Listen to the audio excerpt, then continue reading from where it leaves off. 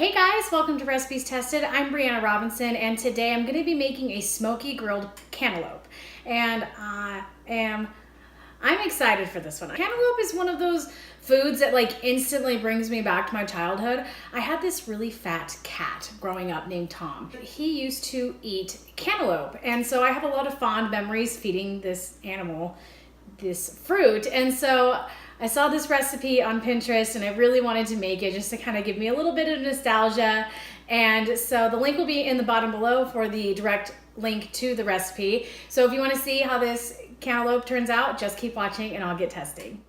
So I got going on cutting my cantaloupe, and I decided to seed it the worst way possible and cut it into slices and then cut all the seeds out, which was not very smart. If you're smart, cut it in half and then scoop all the seeds out and then slice it, but hindsight's 20/20.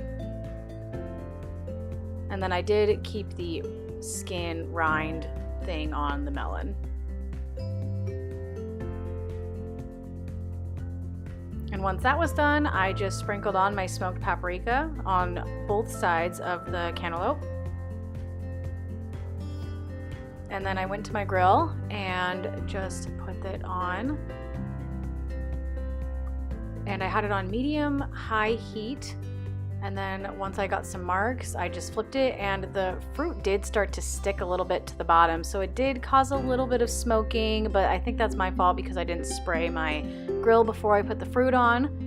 And then once it was done, I guess it got pretty smoky. So I took it off the grill and then just plated it up. And the last step was just to drizzle some honey all over the top. The cantaloupe has cooled, so I'm gonna go ahead and give it a taste and let you know if it's love at first bite.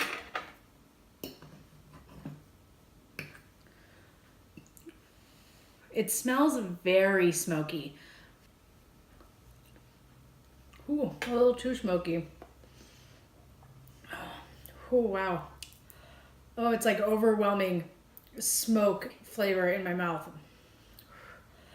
I don't know if maybe I just used too much paprika or not enough honey, but this is like, it's like I feel like my mouth's on fire. I do get the flavor of the heated, warmed cantaloupe and the sweetness from the honey, but it is overpowered by the smokiness of the paprika. So I would either probably use significantly less or use just mild paprika. I just can't handle the smoke flavors. So I would give this a rating, a 7 out of 10, just because of the overpowering flavor from the paprika.